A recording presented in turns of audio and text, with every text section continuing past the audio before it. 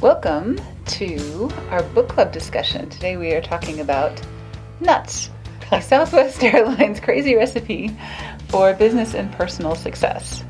So this was published in the late 90s, but it's still kind of cool. What do you think? Sure. Actually, Southwest is an interesting company. It has always been an interesting company.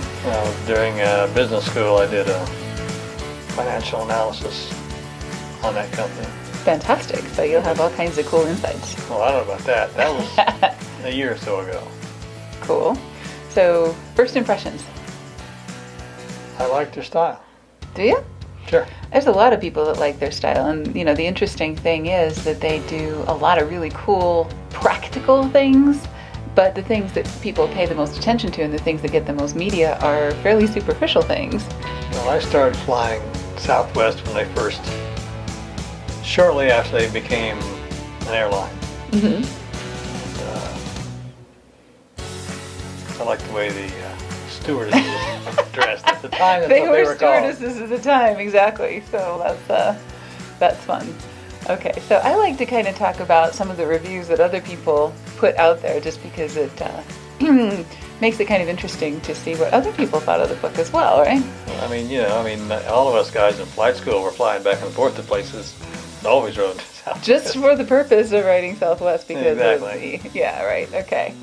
So the 5-star reviews, they actually had 64%, so most people that read the book liked it, which is fairly normal, but what people said, it was a complete insight into the culture and history up to 1996, told by a husband and wife pair, we like that, of course, who are also great storytellers, can't go wrong there. A must-read for anyone who wants to strengthen personal or business relationships. Cool. Can be applied to any company, a management manual, and Herb is a badass. So all of that is true, right? Well, one can only assume. Right. The negative reviews I found to be equally true. Just like real life, right? It leaves out tangibles like oil hedging, some of the other things that they did that made them successful, that are less easy to copy and less fun to talk about, maybe? Well, yeah, they were the first airline to actually buy futures for fuel. Mm-hmm. And it helped them maintain profitability when all the rest of them were going nuts and not being profitable. Right, exactly. Not nuts in a good way, but not nuts in a good way, no. Exactly. Okay. So, great company, not great book. Some people thought it was fairly shallow. Reads as if it were authored on corporate stationery. I thought that was a pretty telling comment. Kelleher is great. Kelleher is good. Let us thank Kelleher for our flight. Amen. What were the mistakes? What could Southwest have done differently? And when a book is nothing but accolades, you begin to wonder if it's all true or not. So I think... Having done a financial analysis on the company, mm-hmm. and we discussed this in class. Mm-hmm. And I don't recall anybody having any salient improvements Wow. they could have made. So, brilliant company. Regardless of what you think of the book, I think in a lot of cases it was possibly too good to be true, Well, the 1-star review says, what were the mistakes? What could have done differently? Mm-hmm. I don't know what it would have been. And there's a lot of accolades, sure, but you can't poke a hole in almost any of them. So 30 years after the book, still couldn't come up with anything. There were bits and pieces, but nothing of significance. Wow, cool. Well, that's saying something. Mm-hmm. So I thought, I agreed with some of that. I think they spent a lot of time in the book on things that were less important than some of the really good decisions that they made. For example, there was just really a paragraph in the book about the Over the Hill Gang, which I think was probably one of the biggest reasons for Southwest's success. And that is that they had some folks who really knew what they were doing in a lot of different areas that had a really extensive background.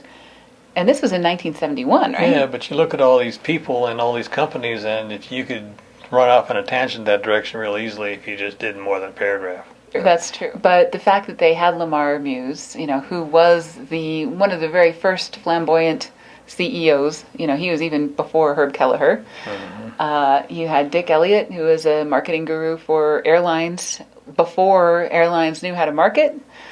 He's responsible for a lot of their posters and a lot of their really iconic marketing decisions that came before all of the things that we know about.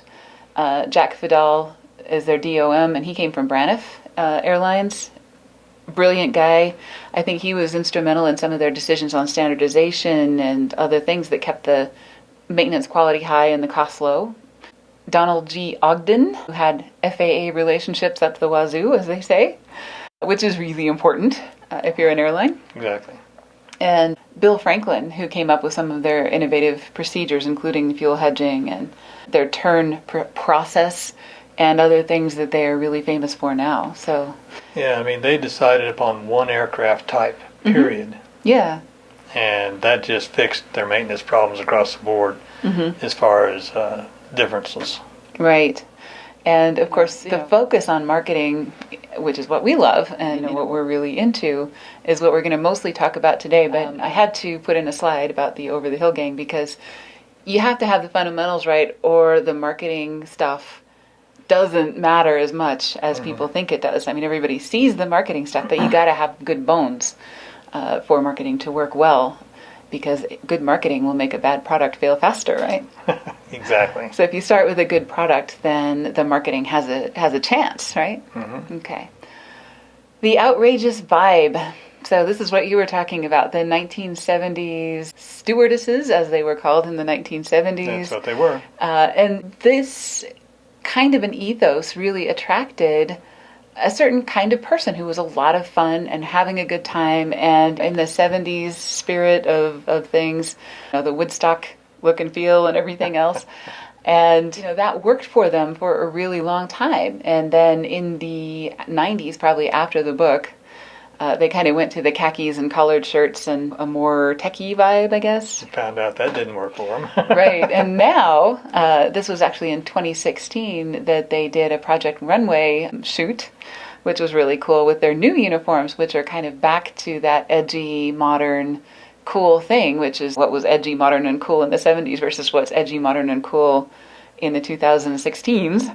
They're back to it. And the theme that they've got there is She Still Got It. Of course she does. I think that's cool. And of course, the larger-than-life personalities. Now, last month we talked about the 5 fundamental stories that every aviation brand has to tell, right? And Southwest is one of the models for the aviation industry as far as telling those 5 stories very, very well, especially the origin stories. They got a ton of them.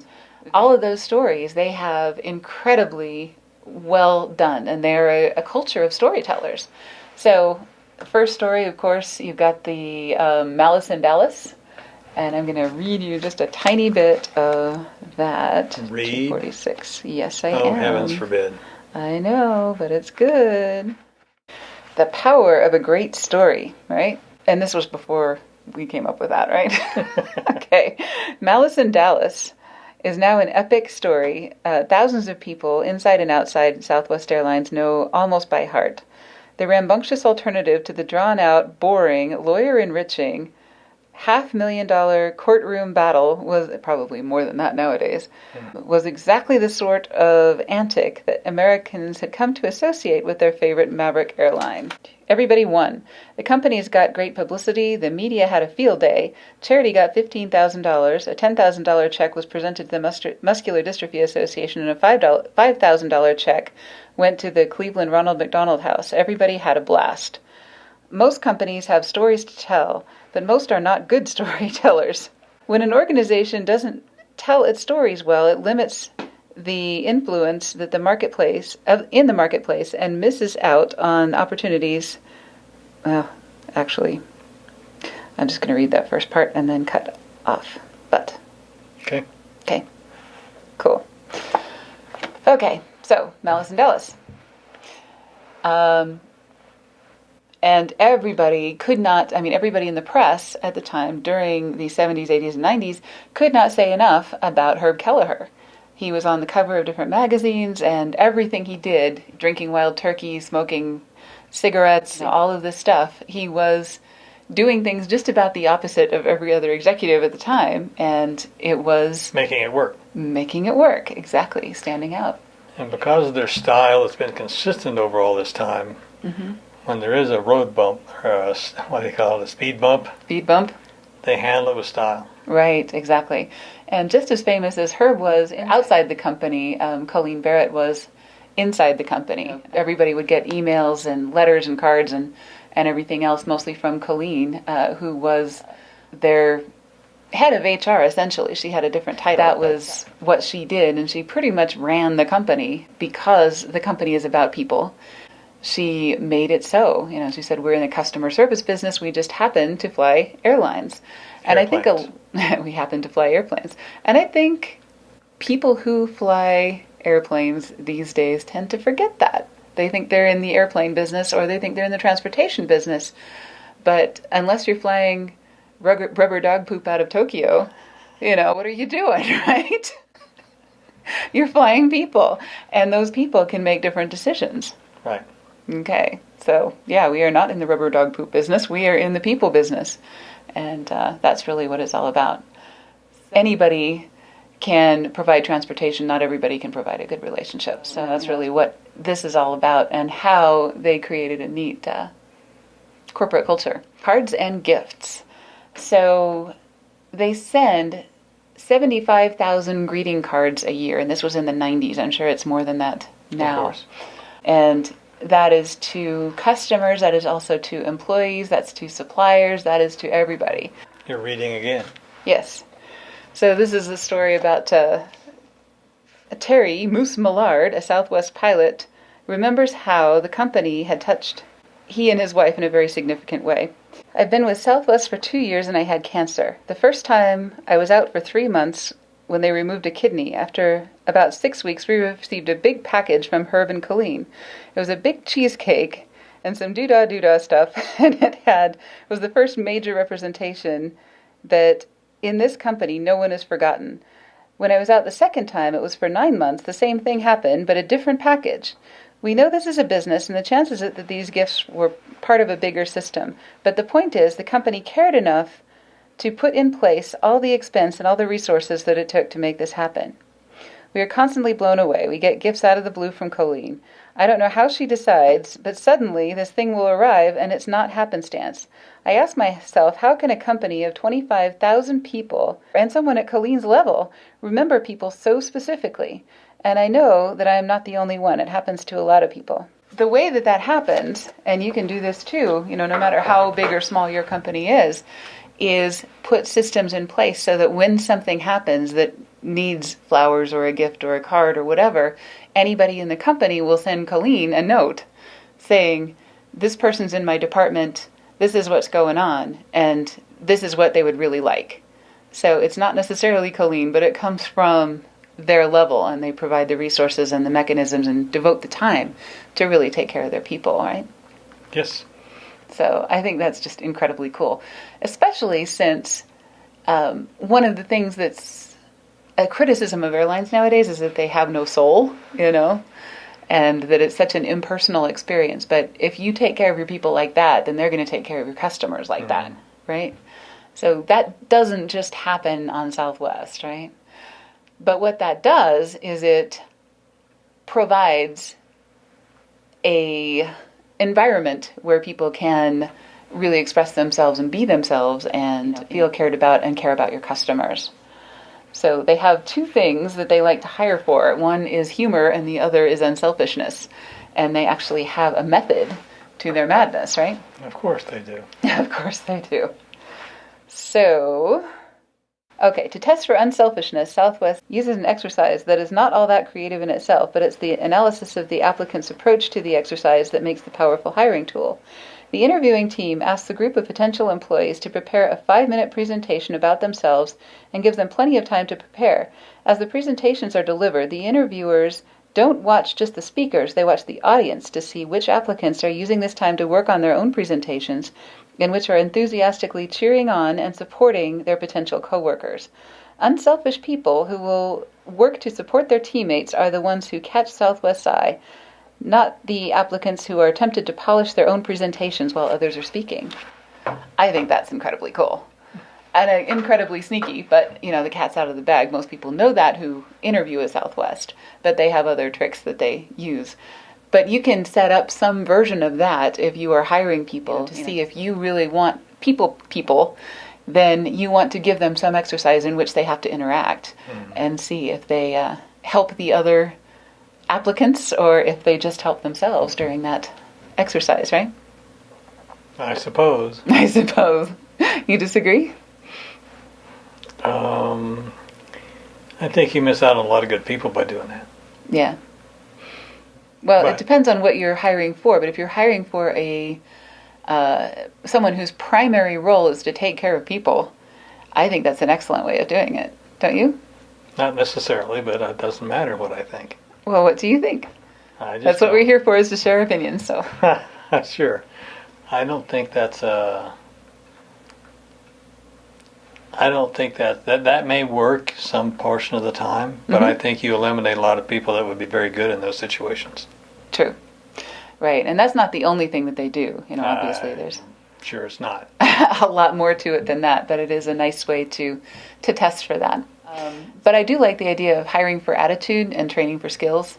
Sure. So that's a wonderful thing. And the result of that is you get people like Marty Cobb, who was invited to be a guest on the Ellen DeGeneres show after this fabulous safety briefing, right? Pretend to have your attention for just a few moments. My ex-husband, my new boyfriend, and their divorced attorney are going to show you the safety features of Boeing 737-800 series.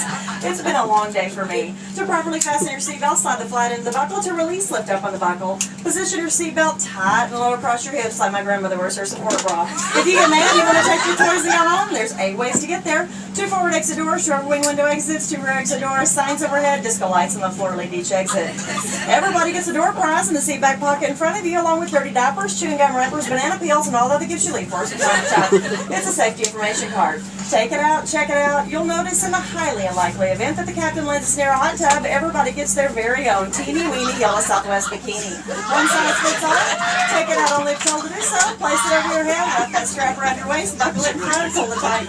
Once outside, pull down on the red tab and inflate to manually inflate blowing the tube at your shoulder. The flight attendants are coming by, hoping that you'll tell them how good looking they are. They're going to make sure that your seat backs and tray table are in their full, upright, and absolute most uncomfortable position possible. And your carry-on items are crammed and shoved completely into the seat in front of you, leaving absolutely no room for your knees or feet. As you know, it's a no smoking, no whining, no complaining flight.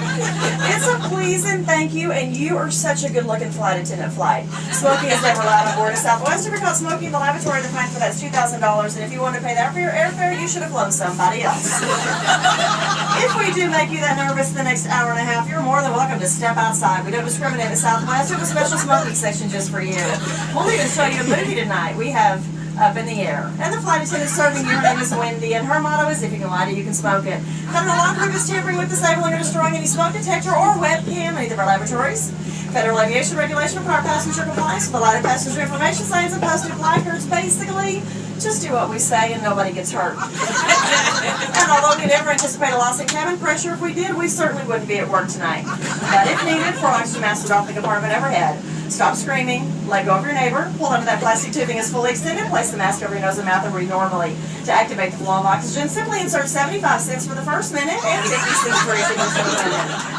Although that plastic bag may not inflate, you are receiving lots and lots of gin. Oxygen, that is. And if you're traveling with small children, we're sorry. If you're traveling with more than one child, pick out the one that you think might have the most earning potential down the road. And if you're traveling with somebody needing very special assistance, like your husband, bless his heart, or your wife, put on your mask first. That's it for the do's and don'ts of show and tell. Sit back and relax, or you can sit up and be tense. Either way, it's about an hour and a half flight. Game to game, the clock's already ticking. Seriously, if there's anything at all that we can do to make your flight more enjoyable, please tell us. Just as soon as we land in Salt Lake City. And if there's anything you can do to make our flight more enjoyable, we'll tell you immediately. We're not shy in Southwest. That's what we call very cheap entertainment. Nobody had to pay extra, but you certainly don't get a refund. That's thanks for choosing Southwest. Welcome aboard. People are really encouraged to express themselves, and I think Marty is a really good example of what Southwest hires for, right? True. All right. Another thing that they do is they encourage their employees to think like owners. And they do that with a stock sharing program and some other things that really make their employees literally owners. So, I mean, it's one thing to say that you want people to act like they own the place and to really put their heart and soul into it. It is quite another if you put your money where your mouth is and actually make them owners. So they have a pretty innovative way of doing that. And a lot of people will say, if you stop any person working on the ramp, cleaning an airplane, hauling luggage, doing anything at Southwest Airlines, they can tell you what the stock price is because that's what's in their retirement plan. And they can tell you, what goes into the stock price and what's affecting how it is performing that particular day, week, month, or year. And they can probably tell you how what they do affects what that stock price is and how much money they're going to make when they're retired, right? Probably. So all of that is drilled really nicely into their heads. And they also do a lot of inter-company communications with different newsletters and other things and explanations of what's going on and what's being done and what's coming up and what's new and how people are improving things and ideas to make things better, right? Okay, so next month is Marketing, a Love Story by Bernadette Jiwa, and that is a much smaller book. We didn't try to do this, but it's kind of worked out that we start with a big book, we go to a small book, we come back to a big book, we go to a small book. But that really helps our members balance their time, I think, from one month to the next, right? All right. So if you are interested in joining our marketing lab, where we talk about a lot of different marketing ideas that come from books and a lot of marketing ideas that come from the real world, and including some ideas that worked and didn't work, right? You're welcome to join us. What we'd like to do is have a little discussion about what we can do for you and how you might fit into the group, and we are really particular about who joins that because these are all our customers. We want everybody to have a really good experience. So if you click that Let's Talk button in the lower left-hand corner of our website or call us at 702-987-1679 and make an appointment, we'd love to talk to you about what you do if you work in sales or marketing in the aviation industry. And we'd love to find out if you would be a good fit for our marketing lab, right? Of course. Of course. So thank you for joining us, and we will see you next week. Yep, see you next time.